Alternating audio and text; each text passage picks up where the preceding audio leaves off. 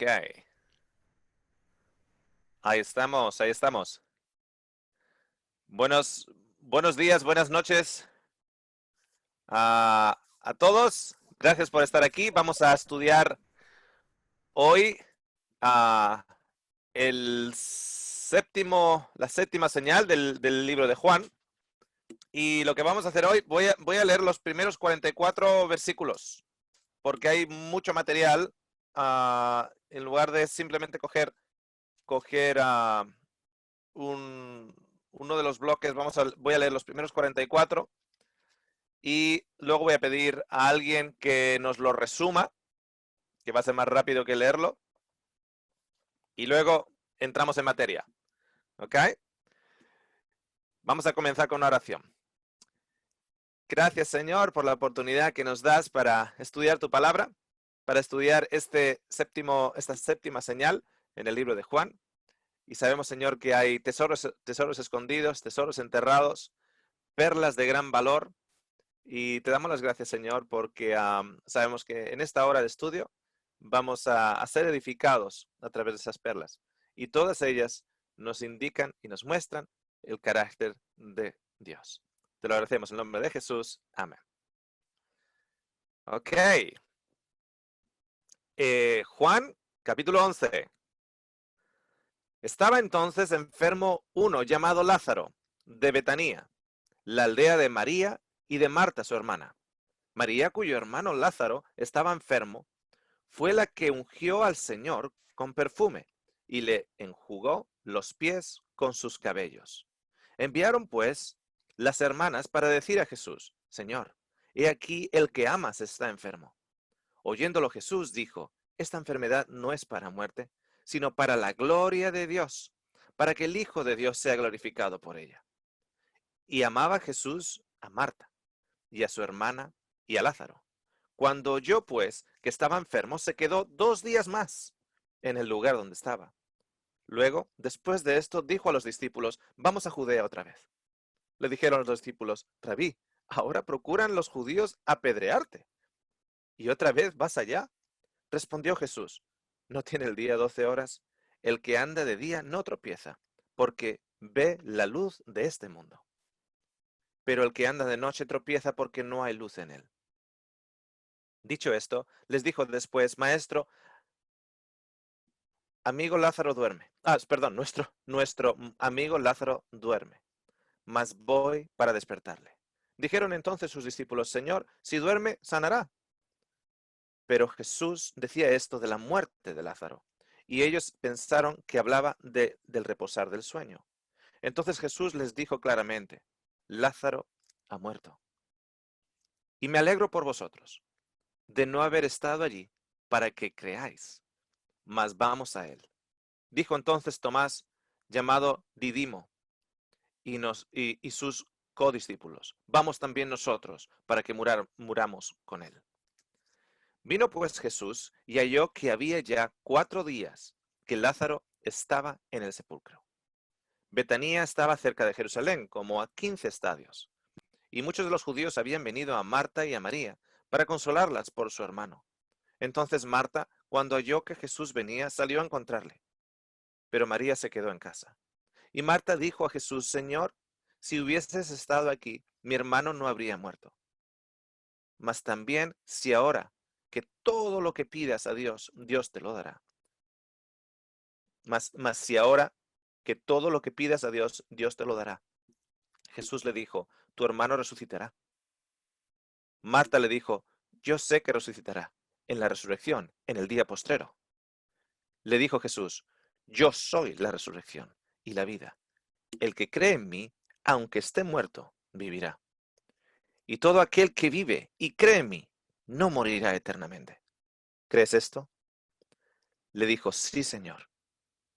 Yo he creído que tú eres el Cristo, el Hijo de Dios, que has venido al mundo.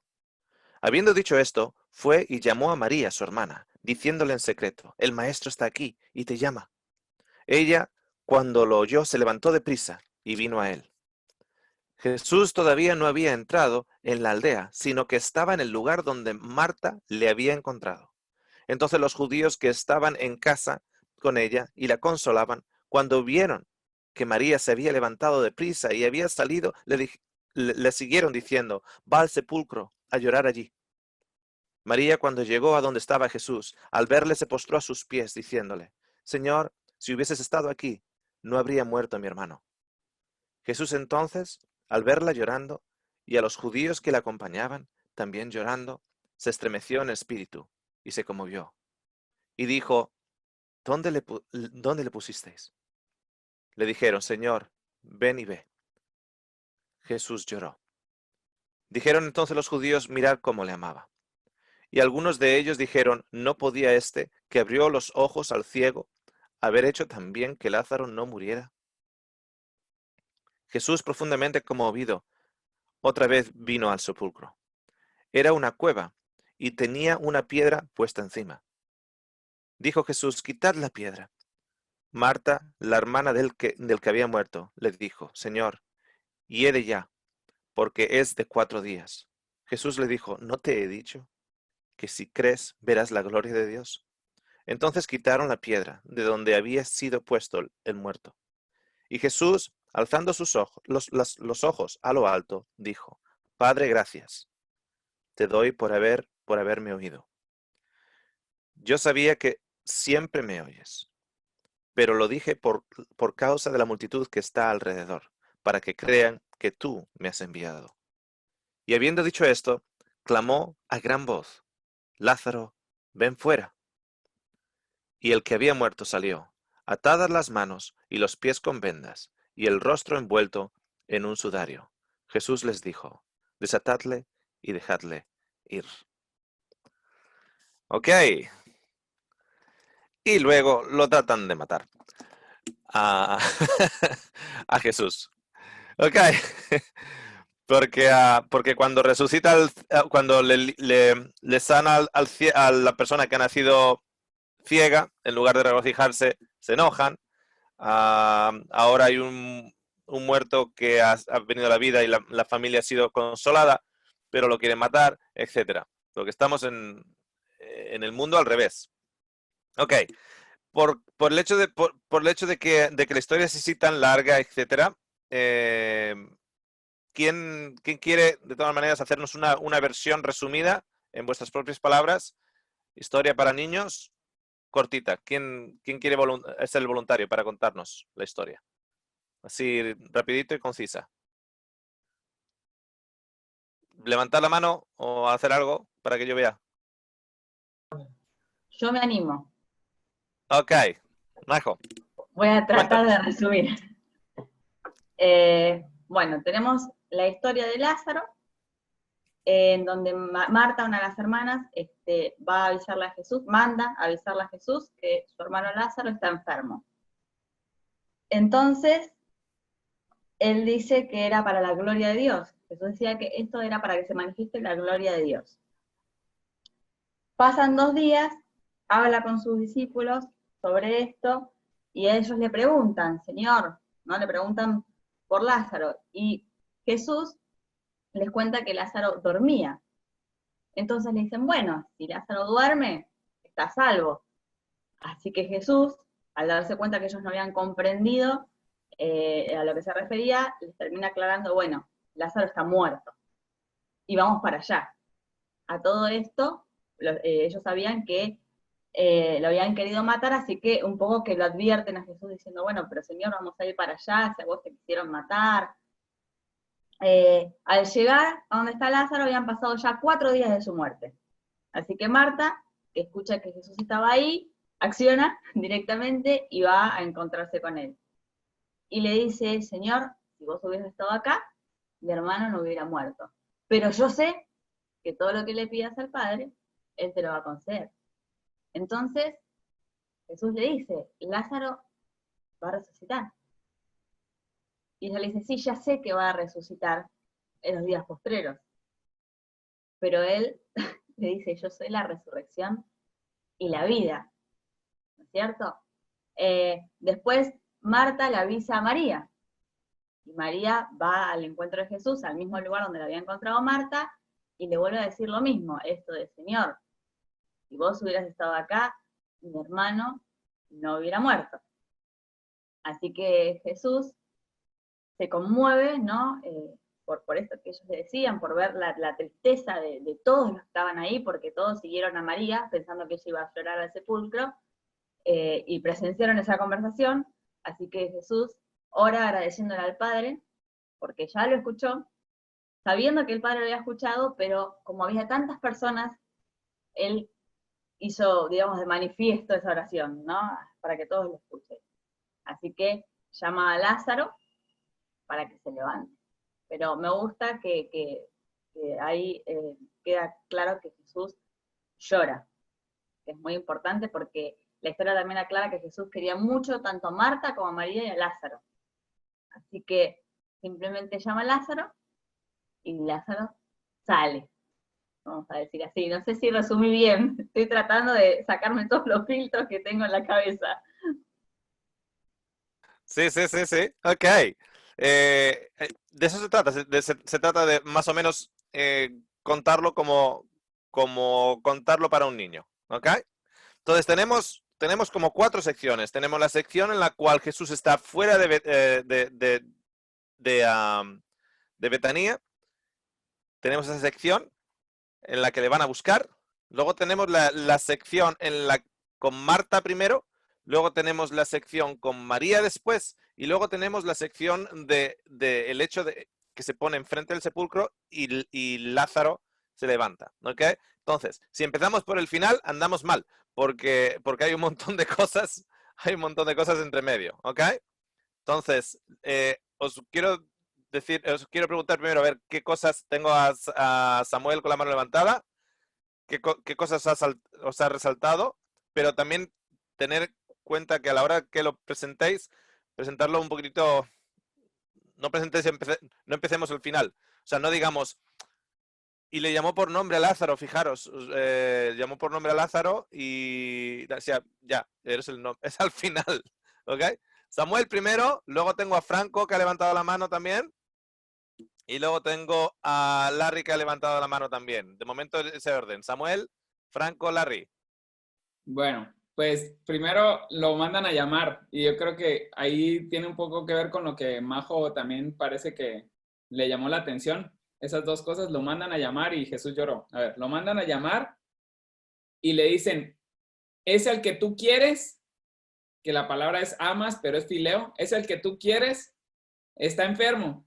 Y Jesús se queda ahí 2 días.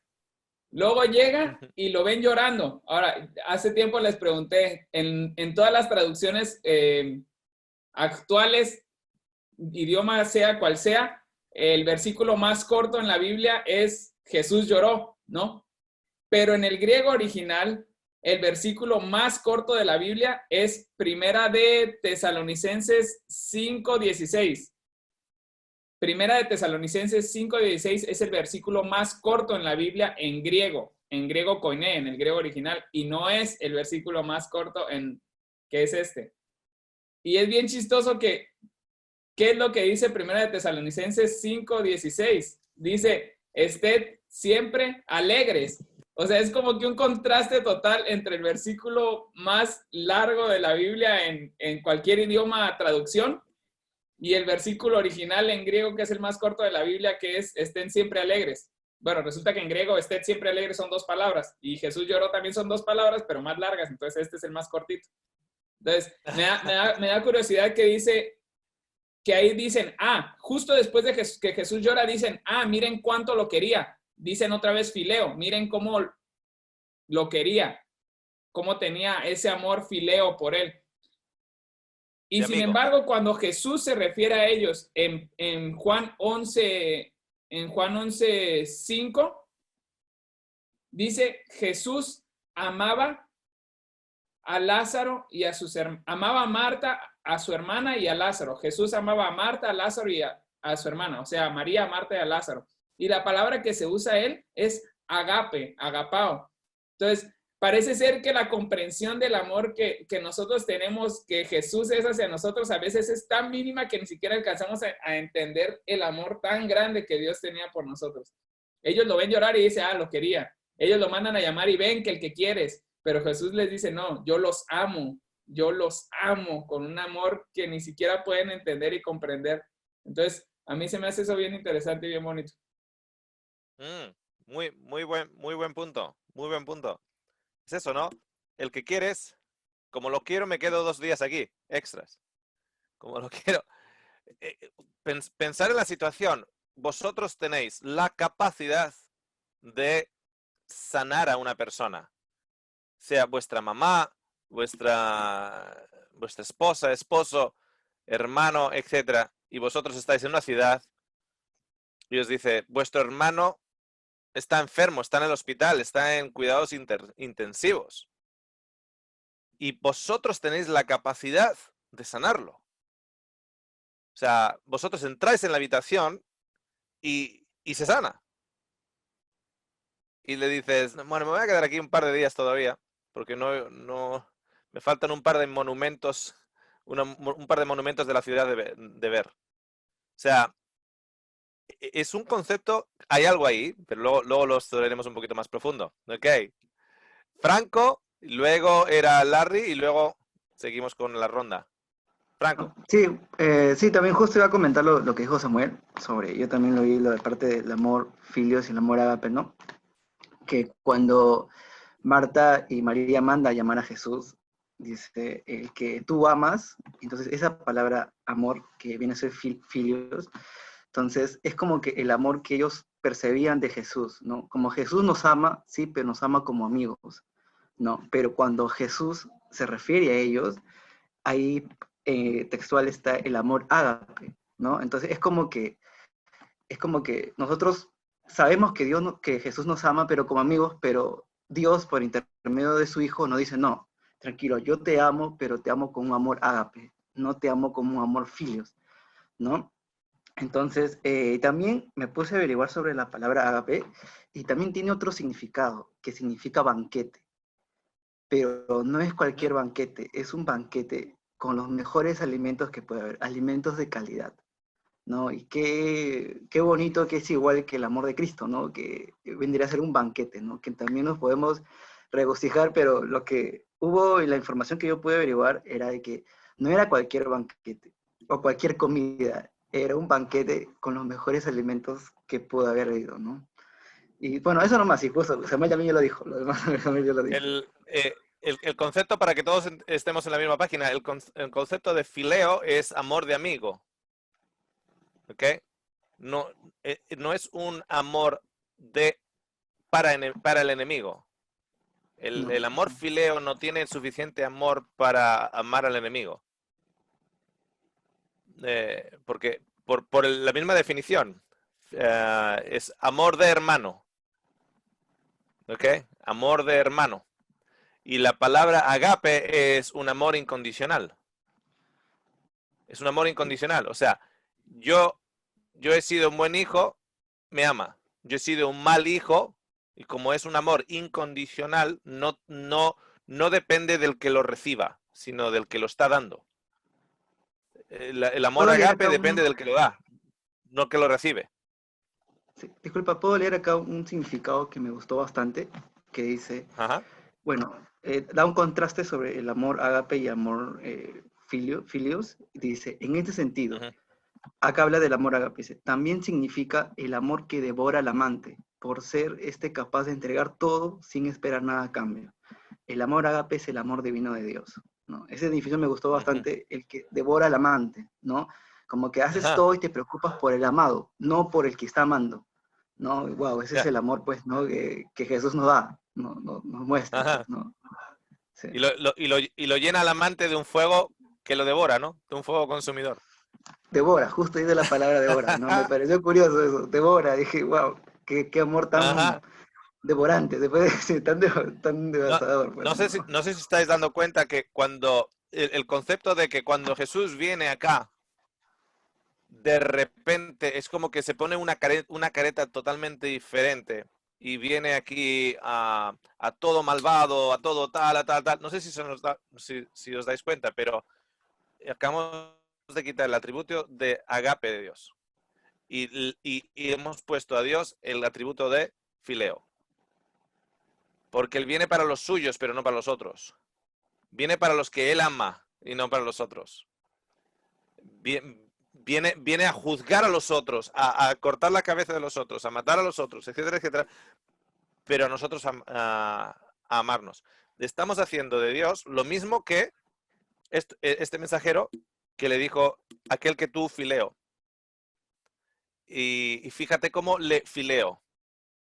Y no nos damos cuenta que una de las claves para entender el carácter de Dios es el concepto de agape.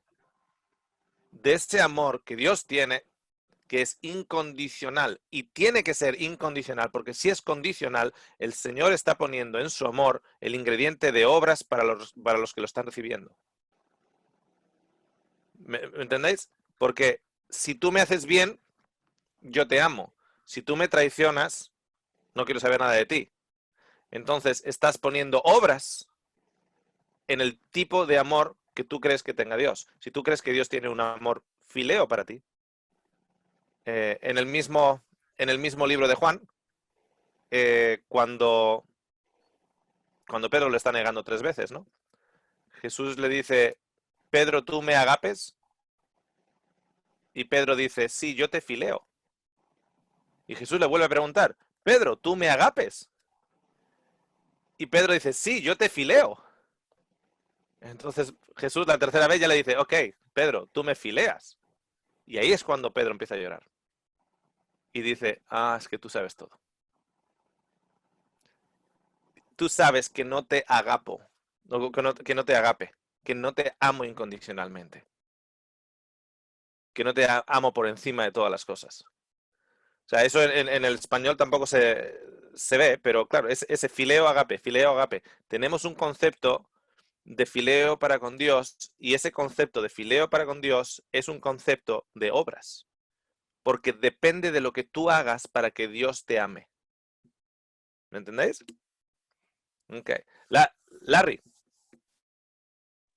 Bueno, a mí me llamó la atención es que dice, Señor, aquel a quien amas enfermó. Y él dice, pero no es para tanto. Y se tarda 2 días y al fin él sabía que iba a morir. Y nosotros sabemos que la paga del pecado es muerte. O sea, la muerte entró al mundo por algo que sucedió como tal. Y él le dice, tranquilos todos, yo soy la resurrección. O sea, tú puedes morir, pero conmigo vas a resucitar. Más adelante dice que se tardó 2 días y yo no sé, yo le traté de buscar en numerología esos 2 días de la Biblia y dice que esos son 2 testigos. Así es como lo menciona la Biblia, 2 días como 2 testigos. Algo tuvo que haber sucedido ahí para que él esperara ese tiempo. Después, más adelante, habla de que, maestro, hace pocos días es cuando le dice, los judíos procuraban apedrearte y vuelves allá. Y él dice, respondió, ¿no tiene el día 12 horas? Y me causa curiosidad que iba con sus discípulos, ¿verdad? Y le dice, el que anda en el día no tropieza porque ve la luz. Dice, yo soy la luz del mundo. O sea, frescos, ustedes van conmigo. Como cuando uno dice, vamos, todos tranquilos que yo soy la luz, ¿cuál es el problema? Entonces, al final, no me quiero adelantar más, porque en eso quedamos, es que incluso cuando termina y por allá en el 52, que me fui hasta por allá, dice que alguien profetizó, le dice, tranquilos, él los va a reunir en uno a todos los hijos. Pero como les dije, no me voy a alargar más en esa parte. Yo aprovecho ya que Larry tiene el micrófono abierto y algo que me llamó la atención a mí, pues aparte de lo que han dicho que también me había llamado la atención, en el versículo 16 dice, entonces Tomás, llamado el gemelo, acá está en esta versión, dijo a sus condiscípulos. No sé si, porque habían otras personas, pensé que estaban solo los discípulos de Jesús con él, entonces me hace pensar, ese detalle no lo había notado. Y además dice, vamos nosotros a morir con él. Entonces como que, bueno, ¿y por qué van a morir con él? No sé si alguien ya miró más o tiene la respuesta a eso, pero me llamó mucho la atención porque nunca había visto que nosotros vamos a ir a morir con él. Me pareció como Pero si estaban con Jesús, Jesús dijo que no era para muerte, sino que era para la gloria de Él, porque Él dice que vamos a morir. O sea, no conocían todavía bien a Jesús o qué pasó ahí, no sé. Es curioso porque en la señal anterior, ¿quién pecó, él o sus padres para con el ciego? Jesús dice, ninguno de ambos, pero para la gloria, para que la gloria de Dios sea mostrada. Entonces, aquí dice exactamente lo mismo, que esto es para que la gloria de Dios sea mostrada. Por cierto, ¿alguien ya ha encontrado el significado de Lázaro? Porque esta es la resurrección de Lázaro. ¿Alguien ha encontrado cuál es la resurrección de Lázaro? Priscila. Franco, ok, cualquiera de vosotros. Priscila, ¿qué tienes? Y si alguno de los otros tienen algo extra, ¿cuál es el significado de Lázaro? Yo encontré que Lázaro en hebreo sería Eleazar y significa el ayudado por Dios, Dios ha ayudado o Dios es mi ayuda. Ok. ¿Estamos todos en eso de acuerdo? Eleazar, el ayudado por Dios o el Dios o el que Dios le ha ayudado. Ok. Al que Dios le ayuda. Ok. ¿Otro comentario? Sí, Johnny. Hay un par de cosas que me suenan como muy simbólicas, como por ejemplo, el que vos querés está en problemas, ¿no? O sea, el que vos querés está en problemas. Es como, o sea, sabemos que no fue así, pero si podríamos usar la imaginación un segundito, podríamos decir, en el cielo le dijeron, mirá que ese planeta de tus amados, tu amada, El ayudado. claro, Necesita el que le ayudado, ayudes. claro, el que vos amás está en problemas. Y él dice, tranquilo, yo tengo un plan, yo sé cuándo tengo que ir. Ahora nosotros avanzando vamos a saber por qué él esperó esos días, ¿no? Pero el punto es, claro, 2 días. El punto es que él tiene un plan, tiene una razón muy grande. Hay alguien en el universo que se tiene que convencer de cómo es él.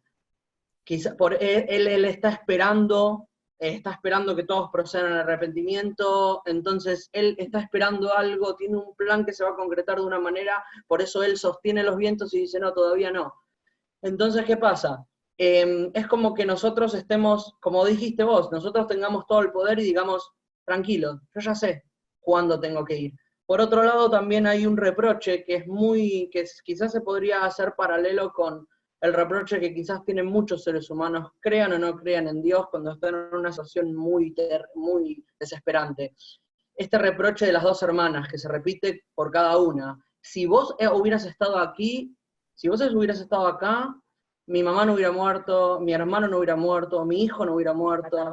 La tardanza, el novio se tarda, hay un par de cosas en la Biblia también en cuanto a la tardanza, entre comillas. Entonces es como que englobaría mucho nuestra realidad, ¿no? Y justamente cuando él, para terminar, cuando él dice, yo soy la resurrección y la vida, o sea, la resurrección y la vida soy yo, ¿no? Teniendo en cuenta que, bueno, después sabemos que él es las primicias, ¿no? Pero él lo está diciendo simbólica y realmente a la vez. La resurrección y la vida soy yo. Aunque vos estuvieras muerto, conmigo vas a vivir igual. Y eso es increíble, ¿no? Porque también tiene mucho que ver con una de las series que tuviste vos hace tiempo. O sea, vos podés tener muchísimos defectos, vos podés estar muy muerto, quizás podés estar maloliente, quizás podés estar podrido, pero con Jesús estás vivo. Porque una cosa son las circunstancias temporales de esta vida, lo que vos mirás en el espejo, y otra cosa es lo que Dios ve de vos. Entonces me parece que está encuadrando un poco mucho una realidad muy nuestra, quizás. Es todo. Me gustaría agregar algo, no sé si vos querés decir algo, Oscar, y yo agrego algo, no sé si querés decir algo de lo que... No, solo iba a comentar el hecho de que de que Lázaro potencialmente puede ser nuestro planeta, al que Dios ha ayudado. ¿Okay? Hace 2000 años atrás, él murió, hace 2000 años atrás. y los discípulos en el monte de la ascensión dijo, ¿ahora vas a establecer tu reino? Ahora vas a estar, fíjate cómo estamos todos aquí. Fíjate lo que estamos sufriendo. Ahora vas a estar a establecer tu reino. No, voy a esperar 2 días todavía. Voy a esperar 2 días. Con eso no quiero ni que a nadie se le ocurra la idea que estoy fijando fechas, etcétera, pero hace 2000 años atrás que el Señor ya dijo, no, ok, Lázaro está enfermo, pero yo voy a ir a levantarlo. O sea, Lázaro ha muerto, pero yo voy a ir ahí a levantarlo. Y está la promesa que dice de las lágrimas hará gozo, ¿no? Que hay lágrimas y angustia, pero alguno tiene que mirar el significado de Marta y María. Majo. No, había algo que me resultó interesante porque muestra, yo creo que el entendimiento del ser humano y lo que nos dice Jesús. Así como Larry decía justamente, y como salió esto de también la diferencia de fileo y agapao, hay varias palabras que tienen, o sea, que cuando lo dicen, ellos tienen una connotación y cuando Jesús le responde tiene otra. Y eso fue lo que me llamó la atención. Por ejemplo, cuando Jesús le dice que está dormido, estamos hablando sabemos, habla de la muerte, pero se refiere a la muerte como dormir, ¿no es cierto? Pero después, cuando por ejemplo Tomás dice, vamos a morir con él, me fijé justamente en el original la palabra morir.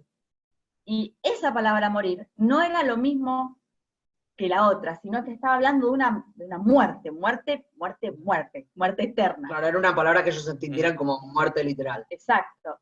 Y después, por ejemplo, lo mismo, cuando Jesús dice, en el versículo 12, para que entendamos, cuando dice, se ha dormido, se recuperará, ahí significa salvar, ¿no es cierto? Pero después, por ejemplo, ¿dónde está? Cuando le dice a Marta que su hermano resucitará, cuando Marta le dice a él que va a resucitar, habla de resucitar, levantarse, ¿no es cierto? Pero cuando él le dice, yo soy la resurrección, esa palabra significa pararse de nuevo. Una palabra que resurrección antes de los muertos. Y es como que él es como que redobla la apuesta y le dice, sí, no es hasta acá, es más allá. O sea, es como que me gusta como que Jesús dice, sí, pero no es tan simple. O sea, yo te estoy hablando de algo más profundo cuando él contesta. Y eso fue lo que me sorprendía. O sea, en tanto a salvar o en tanto a la muerte, porque todos se referían a la muerte eterna como algo pesimista, Jesús lo mostraba de otra manera, cuando hablaban de salvar, Jesús decía, pero esto es más profundo, y es como muy... Él siempre profundiza todo, como en el Sermón del Monte. Claro. Siempre profundiza todo. Claro, y después me gustó... Sí. Incluso cuando Tomás está diciendo vamos y morimos, no sabe en realidad lo que está diciendo, porque a todos tendremos que ser bautizados por el bautismo que él fue bautizado. Fíjate, incluso más tarde cuando Caifás dice es mejor que uno muera a que toda la nación perezca, en realidad no sabe la dimensión de sus palabras. Es mejor que uno muera a que toda una nación perezca, en este caso a que todo un mundo perezca. O sea, a veces decimos palabras y no nos damos cuenta de la profundidad que incluso nuestras propias palabras tienen, ¿no? Ok, abrí los micrófonos porque había unas cuantas manos. Abrí los micrófonos, el primero que abra, entra. Yalén, perdón, Yalén tenía uno. ¿Ese sí? Sí. ¿Quién más todavía no ha hablado? Sí, Yalén. ¿Habló? Sí, Yalén. Tenía un par de cosas que quería comentar, que había leído, sí, había anotado como varias preguntas de la historia. La mayoría ya la dijeron de la primera parte, pero en el versículo menciona que Betania estaba cerca de Jerusalén y dice que muchos de los judíos habían venido para consolar a los hermanos, a las hermanas.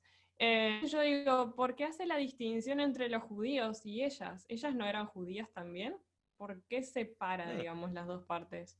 Y también me da curiosidad que en el versículo 28 Marta la llama a María en secreto. Y yo digo, pero llegó el maestro, no sé, yo digo, abrí la puerta o entré a los gritos, ve, acaba de venir Jesús, y ella fue y la llamó en secreto, y los otros fueron porque vieron que ella se levantó rápido, es como, uy, ¿qué le pasó a esta mujer que salió corriendo? Después, solo un par de cosas así, detalles del final, que le responde que si cree, verá la gloria de Dios. Entonces me hizo pensar en, ¿a qué se refiere con ver la gloria de Dios? ¿Qué es la gloria de Dios? En respuesta también al versículo 4. ¿Cuál es la manifestación de su gloria? Claro, en el versículo 4 dice que la enfermedad es para la gloria de Dios y para que el Hijo de Dios sea glorificado. Y entonces aplicando al mundo también tiene mucho sentido. Y después, el muerto cuando resucita da el detalle de que resucita con las manos atadas, los pies también, y aparece vendado. Me llama la atención que diga esto, que resucita con las manos atadas. Y con el sudadero en la cara. Resucita con ataduras todavía, que necesitan ser quitadas. ¿Cuándo resucita? Resucita con ataduras que necesitan ser quitadas. Ok. Eso es importante. ¿Por qué? Solo un detalle, porque le comentaba, creo que fue a Bastián esta semana, que le hablaba a un amigo mío y le decía, ¿tú crees que cuando venga Jesús tú vas a pasar por el fuego? Me dice, por la gracia de Dios, no. Le digo, yo creo que por la gracia de Dios, sí. Porque es un fuego consumidor y nosotros todavía tenemos ciertas ataduras de muerte. Tenemos ciertas ataduras de muerte en nosotros, pero ya no solo físicas, sino tenemos barreras de muerte o ataduras de muerte en la manera de pensar. Entonces, ese fuego consumidor es el que consume todas esas cuerdas. Fijaros cuando Jesús dice que si tu ojo te causa pecar, córtalo, porque es mejor que ese ojo sea tirado al fuego a que todo tu cuerpo sea tirado al fuego. O sea, aquí la gente no se está dando cuenta que cuando Jesús viene con el fuego, nos viene con el fuego a todos. Entonces, el ojo tiene ataduras de pecado. El ojo tiene ataduras de muerte. Tu mano tiene ataduras de pecado. Tu mano tiene ataduras de muerte. Pero ahí está Jesús. Tú estás en Betania. Alguien tiene que buscar qué significa Betania. Y estás tan cerquita de Jerusalén. Tan cerquita de Jerusalén. ¿Qué quieres? ¿Conservar tu mano o cortarte la mano, que la mano sea tirada al fuego para poder llegar a Jerusalén? Entonces, el Señor va a consumir aquellas cosas que continuamente nos están tirando para abajo, tirando para abajo, tirando para abajo, tirando para abajo. Y nosotros somos el ayudado del Señor. Somos nosotros el ayudado del Señor. Entonces, cuando nos levantamos, hay cosas que uno puede decir, sí, bueno, un abrir y cerrar de ojos. Sí, porque os digo una cosa, cuando nosotros hemos aprendido a decir sí al Señor, cuando el Señor nos diga, ¿y a esto? Oh, Señor, sí. Porque estamos tan deseosos que si hace falta cortar una mano, se corta una mano. Evidentemente es simbólico, porque no vamos a entrar en la Nueva Jerusalén mancos. Se está refiriendo a aquellas cosas que continuamente nos tienen atados. Esas son las cuerdas que van a ser quemadas en el fuego. Los 3 hebreos fueron tirados al fuego y las cuerdas fueron quemadas. Así que aquí el que se crea que se va a librar del fuego, le llega una sorpresa. Porque no nos vamos a librar del fuego nadie. pero entendiendo el carácter de Dios, entendemos que es para nuestro bien. Entendemos que es para la gloria de Dios. Entendemos que es para nuestra liberación. Samuel. Y luego, ¿quién no ha hablado todavía? Priscila, Bastián y Mili. Y Rubén. Ok. Bueno, nada más Priscila, Bastián, Mili y Rubén. Nada más Después de Samuel. Para contextualizar un poco lo que decía Tati y tal vez dar alguna aporte. Bueno, había un problema aquí para todo el mundo, menos para Jesús. Pero el problema de todos era, quieren matar a Jesús. Y parece que todo el mundo está ayudando a Jesús a que no vaya acerca de Lázaro, a que no se le acerque a Lázaro. Entonces los discípulos le dicen, Señor, vas a ir allá te quieren matar. Y luego dice, sí voy a ir. Y le dicen, bueno, pues vámonos a morir todos, pues. O sea, casi que está diciendo eso, vámonos todos a morir, pues, lo que le dicen. Y entonces se va acercando Jesús y Marta escucha que viene y dice, no, voy a ir a ayudarle a Jesús, Y sale corriendo y le dice al maestro, si hubiera estado aquí no hubiera muerto, pero pues ahorita casi que ya está todo el mundo aquí, ya están los judíos, ya no te acerques. Y dice, yo sé que tú puedes orar y si oras se va a resucitar. Y dice Jesús, sí, pero yo soy la resurrección. Y entonces se va corriendo y le dice a Marta en secreto, oye, allá afuera está el maestro. Como que velo a ver allá afuera antes de que se acerquen y se enteren todos los fariseos de que Jesús está acá porque lo van a ir a matar. Finalmente todo el mundo se entera que llega Jesús y a todo el mundo lo ve Jesús, todo el mundo se burla de Jesús porque dicen, no, que, a ver, lo íbamos a matar porque le limpió los ojos al ciego, que desde ahí venía el problema, desde la vez pasada que le limpió los ojos al cielo, le curó los ojos al ciego, perdón. Y dice, no que era, pues a ver si puede revivirlo. Y Jesús llora también ahí, como que yo no sé si tenga algo que ver en ese contexto de que Jesús se está dando cuenta que todo el mundo finalmente nadie está creyendo, porque nadie está entendiendo realmente cuál es el plan de Dios, nadie está entendiendo realmente cuál es la obra que Dios venía a hacer. Todo el mundo todavía está queriéndole ayudar a Dios a hacer la obra. O sea, los discípulos están queriéndole ayudar a Jesús para que no vaya. Marta está queriéndole ayudar a Jesús para que no se acerque. Los otros están queriéndole ayudar a Jesús para que no lo vean los judíos. Los judíos están queriendo tumbar a Jesús de que no es el Mesías. O sea, todo el mundo todavía no tiene ni idea de lo que Jesús está realmente haciendo ni de lo que vino a hacer. Y pues eso es un poco lo que y Jesús dice, y cuando yo venga encontraré fe en el mundo. Y cuando yo venga encontraré fe en el mundo. Porque cuando llegó ahí parecería como que no había mucha fe. Ok, Priscila, la siguiente. Que yo encontré que Betania, el significado, ahí como también dijeron algunos, era la casa de aflicción y casa del pobre, pero en arameo encontré que significa también casa de frutos y en griego casa de dátiles o de higos verdes. Y me hizo acordar a lo que dijo Franco, lo del banquete también, como que hay mucho fruto. Y además también cuando Jesús estaba por ascender al cielo, cuando resucitó y llevó a sus discípulos al Monte de los Olivos, los llevó hasta Betania. Y ahí fue cuando ascendió al cielo, así que también tiene que haber hay una doble esperanza, la de saber que Jesús resucitó, venciendo el pecado y a la muerte, y que nosotros también resucitaremos, o también ya estamos, o somos resucitados ya. Yo había encontrado que tenía que ver con el Monte de los Olivos, o sea, el Monte de los Olivos estaba ahí, pero ahora que me dices que también simboliza a los higos, pues es todavía más grande el concepto, porque sabemos que hay las dos higueras, pero también están los olivos y también están el Monte de los Olivos, y que todos somos higueras y olivos. Tal vez ahí también hay alguna conexión, ¿no? Todos somos conectados a la higuera y somos también los olivos que damos. Sí, no sé, a mí me quedó pensando lo que dijo Oscar sobre quiénes eran María y Marta.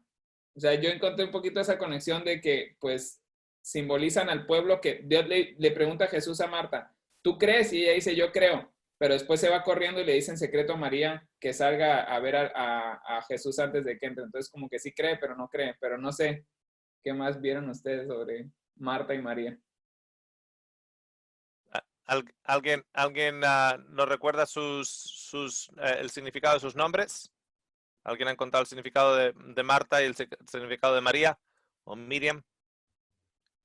A mí me Es que es lo mismo. pareció que María era, no sé si está bien, que María era la elegida por Dios y Marta me apareció como hija o como señora, pero no sé si son esas las traducciones. Ok. ¿Alguien tiene las traducciones de María y No, Miriam yo es lo también mismo? encontré hija y ¿Ya? señora. Bastián. Bastián, dime perdón. Sí, que también encontré que era hija, señora, como Ayelen. Ok. Señora. Y la otra era, ¿cuál era María, perdón? Elegida por Dios. La elegida por Dios. Ok.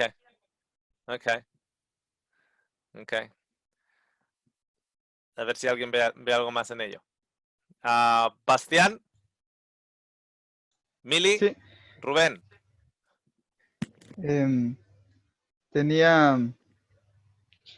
estaba analizando un poquito las palabras en griego. Encontré algo interesante en el hecho en el 31. En el 31 porque ella se levanta y uno dice, va al sepulcro o al Hades a llorar. Entonces, me viene esta escena. Están en el sepulcro las personas llorando. Y allí dice que Jesús lloró. Yo puedo ver aquí algo de la conexión que hay, porque hay un texto que dice, en toda aflicción de ellos fue el afligido. También puedo verlo en la historia del Antiguo Testamento. Ayer en un grupo estudiábamos la historia del Antiguo Testamento, estudiábamos Sodoma y Gomorra, el censo, cómo estudiar todos esos temas. Y claro, yo les dejé de tarea que ellos filtraran por el carácter de Dios y luego ellos presentaban los temas. Y algunas personas dijeron lo siguiente: yo veo a Cristo aquí como Lot, dejando a su mujer y dejando a Sodoma atrás siendo destruida. Otros dijeron, yo veo a David que sufre por el pueblo que está siendo destruido, ahí veo a Cristo. Lo veo allí lamentando y comprando todo el terreno para hacer el altar a fin de que pudiese el pueblo dejar para cesar la mortandad.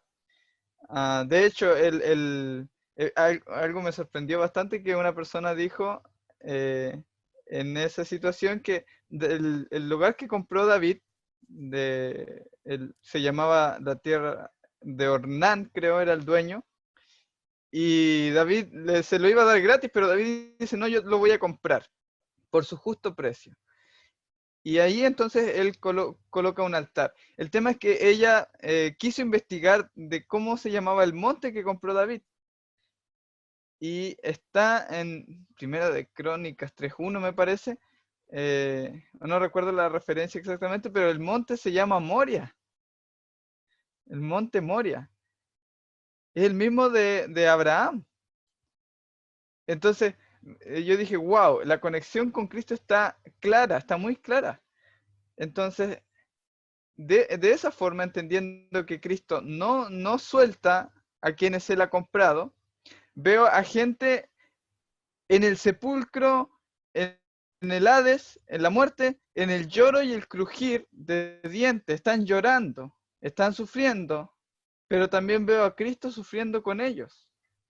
Muy bien lo que me sorprendió el tema de los 2 días, que iba a tardar Cristo en ir. En la parábola del buen samaritano, esto no es para fijar fecha ni nada menos, pero en la parábola del buen samaritano viene, lo rescata, pero aún así aún no está completa la obra, lo lleva al mesonero que lo cuide y le paga 2 denarios. 2 denarios, y 2 denarios un denario el salario de un día. Entonces, le paga 2 denarios, pero no dice que exactamente va a volver a los 2 denarios. Dice, te pago 2 denarios y si gastas de más, por si alguna razón me tardo más, si gastas de más, te pagaré cuando vuelva. Entonces nos deja ahí. Pero claro, hay algo allí con los 2 días que Jesús está aquí en la tierra y faltan 2 días para que Él vuelva, para que Él vaya de viaje y vuelva a donde el mesonero. Entonces lo veo así. La palabra para sepulcro en griego también es monumento. Monumento. Y me recuerda del estudio que hicimos en los seminarios de Apocalipsis. Y verán las imágenes de los ídolos de los que se rebelaron contra mí, de los cadáveres, que es la misma palabra, imagen, monumento. Entonces, creo que debe haber alguna conexión allí. Por el lloro, y Cristo viene a ese lugar, y aunque Él también sufre con eso, pero Él es la resurrección y la vida.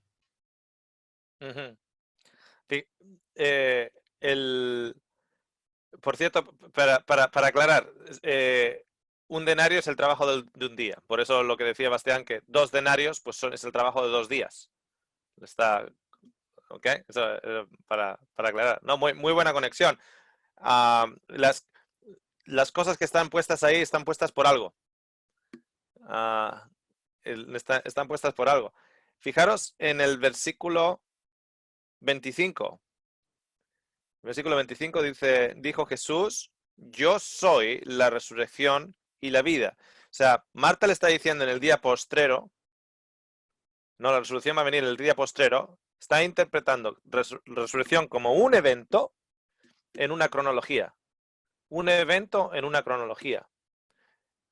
Jesús está identificando la resurrección como una persona, no como una cronología de tiempo, sino con un estado o un entendimiento de algo en él. Yo soy la resurrección y la vida. El que cree en mí, aunque esté muerto,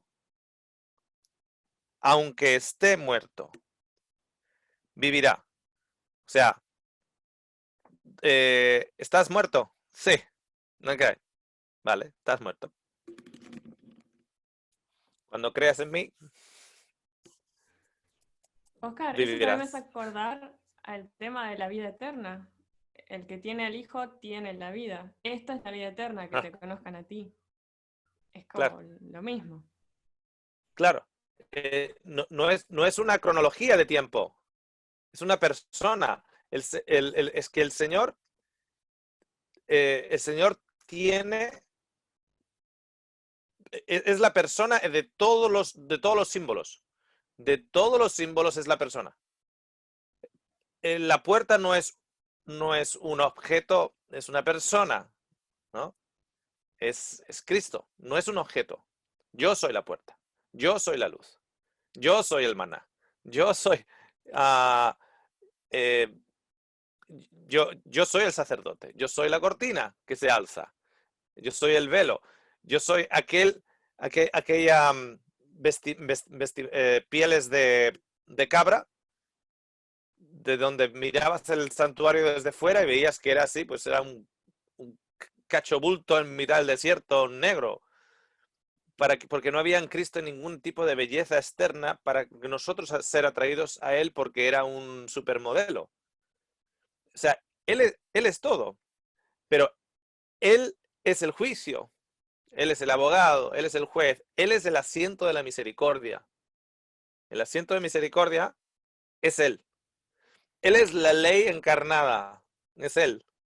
O sea, que son objetos, todos esos objetos en realidad no son cosas, es una persona, todas ellas. Tienes dos cabras al final, idénticas. Y nos saltamos, bueno, no vamos a entrar ahí, pero nos saltamos la norma. Porque esto es Cristo, esto es Cristo, esto es Cristo, esto es Cristo, esto es Cristo, esto es Cristo. Todo es Cristo. Ah, no, esa de ahí no es Cristo, esa de ahí es Satanás. Ahí va. O sea, que todo es Cristo menos esa de ahí. y son idénticos. Los dos cabras son idénticas. No, esa no, esa es Satanás. El resto todo es Cristo. Todo es Cristo. Bueno, ya. No vamos a entrar ahí. Pero el caso es el siguiente, que la resurrección, fíjate que el Señor se llama el árbol, ¿no? Si hacen aquí con el árbol verde, ¿qué harán más después? O sea, es el árbol, es la vara de Aarón, o sea, es todo. Es el sacrificio, es el cordero, es el sumo sacerdote. Es todo es escrito, es Cristo. Él es la resurrección, el que cree en mí, y no hay cronología. No sé si habéis dado cuenta que el que cree en mí no hay cronología. El que cree en mí, no pone el que cree en mí antes de la muerte. No. Dice el que cree en mí, aunque esté muerto. Pero ¿cómo se puede creer en él si está muerto? Porque es como creemos en él. Porque el estado previo a creer en él es que estás muerto. Ese es el estado previo a creer en él. Estás muerto. O sea, no tienes vida y crees en él. No. Estás muerto y crees en él. Y ahí no vivirás eternamente. Okay. Encontré algo interesante. No sé si puedo decirlo. ¿Ya? Dilo. Tres veces dice Jesús, ¿para qué? ¿Para qué? ¿Para qué? La primera vez les dice, qué bueno, en el 15, qué bueno que no estuve allí, dice. Lázaro ha muerto desde el 14, Lázaro me ha muerto, pero qué bueno, me alegro de no haber estado allí para que ustedes crean. ¿No? ¿Ok? Dice, para que crean. Luego dice, desde antes, perdón, dice, esta enfermedad no es para muerte, sino para la gloria de Dios, para que el Hijo de Dios sea glorificado por medio de ellas. O sea, la gloria de Dios es que crean. Y luego, al final, cuando él está orando, dice, Padre, te doy las gracias porque me has oído. Lo dije por causa, o sea, para que la gran multitud que me rodea, para que crean que tú me has enviado. O sea, que parece ser que Jesús recalca 3 veces en esta historia que es para que crean. O sea, para que crean, para que la gloria de Dios sea, para que la gloria de Dios, ¿y cuál es la gloria de Dios? Que crean en el Hijo. ¿Cuál es la obra de Dios? Que crean en el Hijo, para que crean en el Hijo, y luego ora para que crean que Dios lo resucitó. O sea, como que hay un énfasis bien grande en que Jesús está diciendo, todo esto es para que crean. O sea, parece ser que lo que Dios más le importa hacer en nosotros es que nosotros creamos. Esa es la obra de Dios. Y ya lo dijo, o sea, literal ya lo dijo. Mi obra es que ustedes crean. O sea, yo me voy a encargar de que ustedes crean y esa es mi trabajo, que ustedes crean. Y todo lo estoy haciendo para que ustedes crean. Y hay una cosa más. Sí. El primer ustedes crean se lo dice a los discípulos. Y después habla que ustedes crean y es una gran multitud. Ya. O sea, es una cronología de creer. Una cronología del creer. ¿Qué hay?